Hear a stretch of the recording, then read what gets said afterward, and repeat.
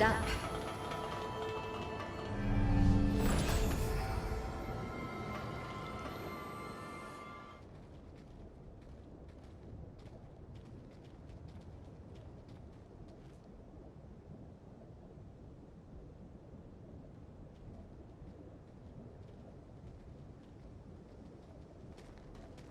There it is. That's the Medigan remnant that's polluting our water. Careful now. It may be a vestige, but it's still a potent mass of energy.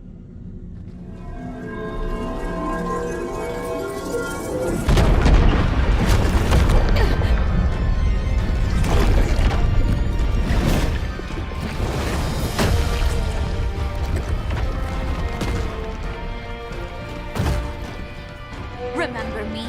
How lovely to see you again. You look the same as you did then, even as a vestige. For all I lost that day, for all you took from me, let justice be done.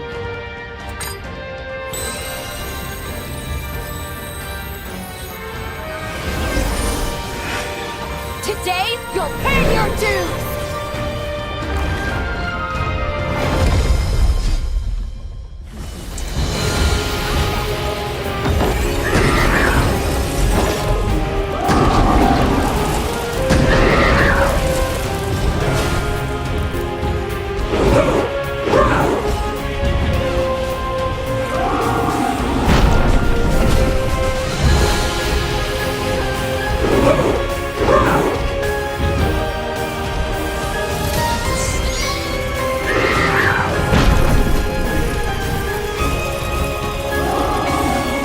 If you lose all your HP during battle, your partner can revive you with Restorative Offering, but please be mindful of the cooldown. After using it, your partner is temporarily incapacitated and unable to assist you in battle.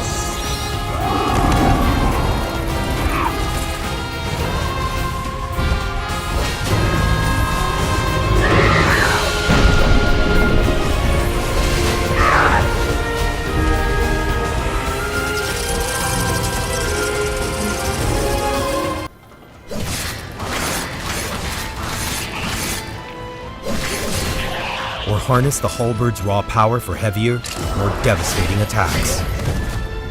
Players can also use special skills called Fourme, divided into 3 categories. Defensive Fourme, for guarding and evading. Weapon Fourme for combat, magic, and support skills that enhance or modify attacks. And Bequeathed Fourme, for summoning powerful weapons to unleash devastating attacks.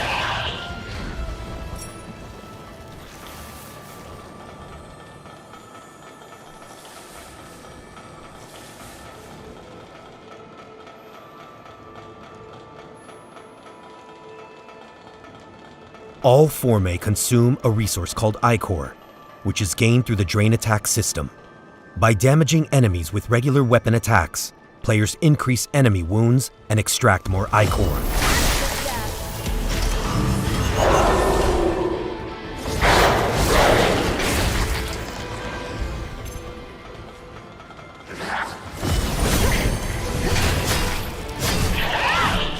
Enough horsing around.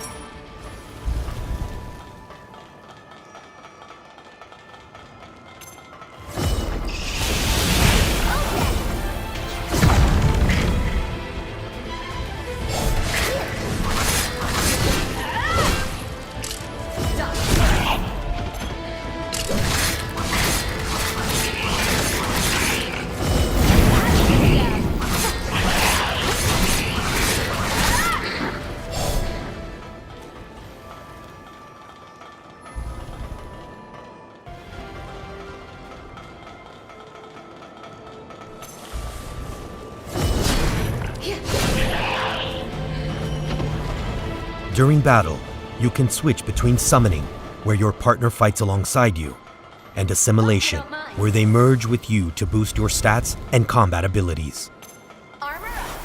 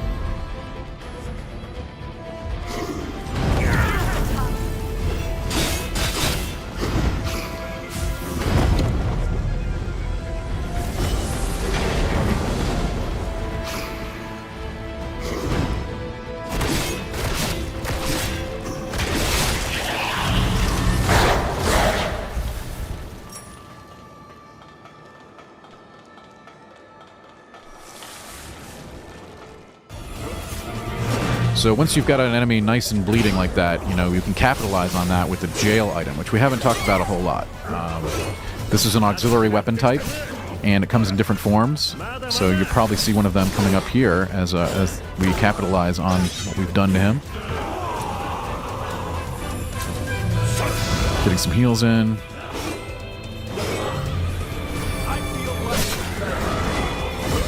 And of course, you're going to want to keep your ichor high so you can continue to use your special abilities and powers, which will make a big impact in fights like this. You can see we've got a stagger on there. Now we're going to execute an attack with our jail. It gives you an AoE attack, sort of a cone attack in front of you. And of course, you'll crit with the jail as well anytime you've staggered an opponent. So here we're moving into Phase 2. As you can see, our boss has kind of lost his head. There was a cinematic here involved with the Phase 2 transition, but we're keeping that out so we can keep it a surprise later. But with that, he's gained new abilities as he's now holding his head, and he has a whole new moveset due to that. And you'll see here we're getting in there with that slash. The starter sword only has one special attack, but it's still very useful. Here we're charging up our jail. Look at that. Getting in with the jail can attack by itself as well, so a nice little spinny scythe attack there with the Reaper jail. And the jails come in different flavors, so depending on your playstyle, you'll pick one that fits the situation. Got the boss back in the corner here, doing some really, really great damage. Of course, with his head now on his arm, he's got all kinds of different attacks, including head lasers, which you never want to mess with. Ooh, this isn't looking very good.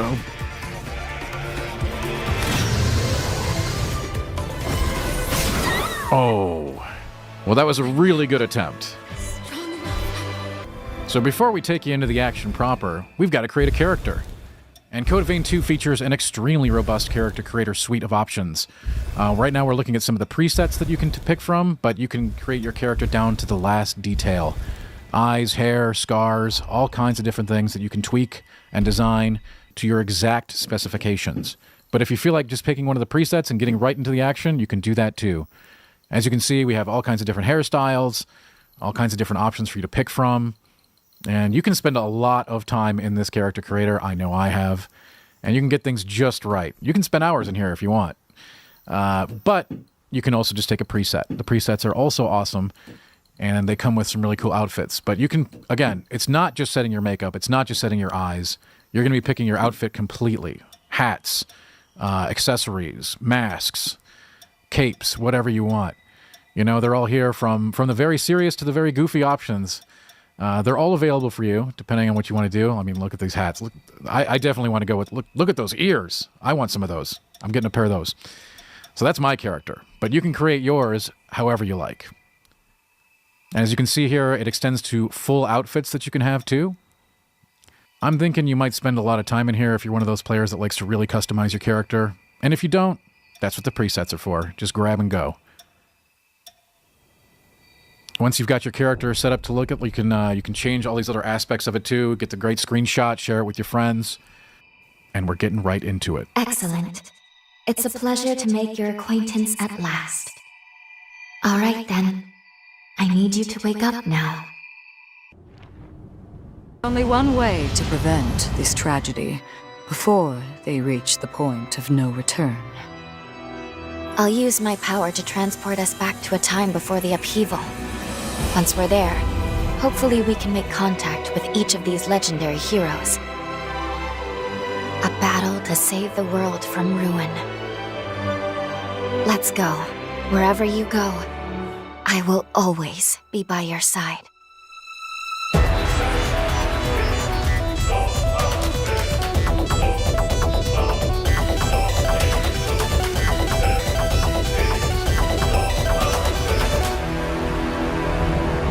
My name is Valentin Voda. So, you're a solo hunter, are you? Tell me, do you have a place to stay in Magmell yet? A Revenant Hunter? Not now. Get away from here. Well, can't say I remember hiring you, but if you're game, lend me a hand. And Valentin, he'll be the most powerful figure out here on the frontier. The hero Jose, a revenant who fell victim to her very own powers. So tell me, my mysterious visitor, who are you? In the name of the great Gula bloodline, I do bestow upon you my blood, as proof of our engagement. Until the resurgence struck, these horrors must have been the city's residents. Let's go. It's high time I faced my past. When the balance of power shifted from human to revenant, there was change. Dramatic shift. The human spirit was twisted beyond recognition. If someone has to get hurt, I would rather it be me. So far as I know, your case is entirely unprecedented. Off to kill again? We all know these are bloody times we live in. Every one of us is desperate to survive. But you crossed a line killing my people. Raiders making their move, huh? That should at least give you enough time to escape. That ring! Damn it! There's no getting through to him. Curs! Damned wretched curs! They would dare to truly stoop so low! Do you remember the statue of that Revenant I showed you in the present? If fate runs its course, Noah will die fighting the Raiders, and the others here won't fare much better. Need I remind you that tampering with history, unless under the most extreme of circumstances, is strictly forbidden? What will you do if your meddling ends up costing more lives? Meddling with the past, meddling to excess. There's always a chance it can potentially reverse all the progress you've made so far. Please, give it some careful thought. Above all else, try to weigh your feelings against what is at stake here.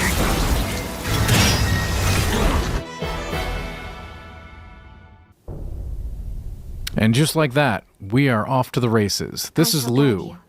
Lou is the first character in the game we're going to meet, and a character that's one of our companions. You'll encounter many of these over the course of the game. Lou is a Revenant who has a very, very special power in this game. In fact, the only Revenant that can control time. So this will be very important as we move through the game, her special ability. And like all companions, Lou will also travel with you and fight with you. Each companion has special abilities that they bring to combat. And you can also assimilate your ally for some extra bonus powers, but we'll talk about that later. For now, we've just started the journey here in Magmell, and we're going to be heading out into the world.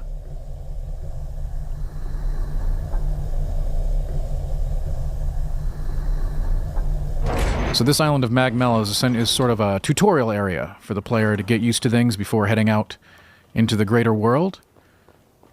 So we'll get a taste of the action here. Is the tower on the hill. You see we just picked up some flour there. You can find all kinds of useful consumables in the world that you can use to craft helpful tools and items. So obviously things like flour and other food items will help us make some tasty treats that might give us some bonuses, buffs, or healing. Conventionally known as enchantments, curses, and the like.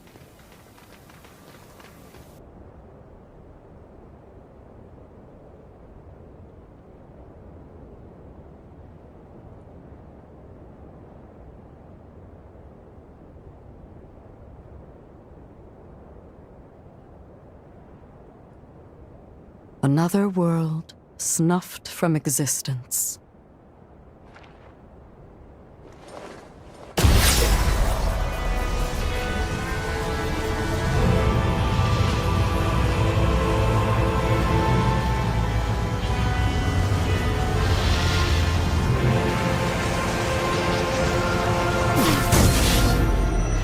Code Vein 2 is an upcoming action role-playing game developed by Bandai Namco Studios and published by Bandai Namco Entertainment, serving as the long-awaited follow-up to the 2019 original and scheduled for a global launch on January 29th to 30th, 2026, for PlayStation 5, Xbox Series X and S, and Windows PC via Steam.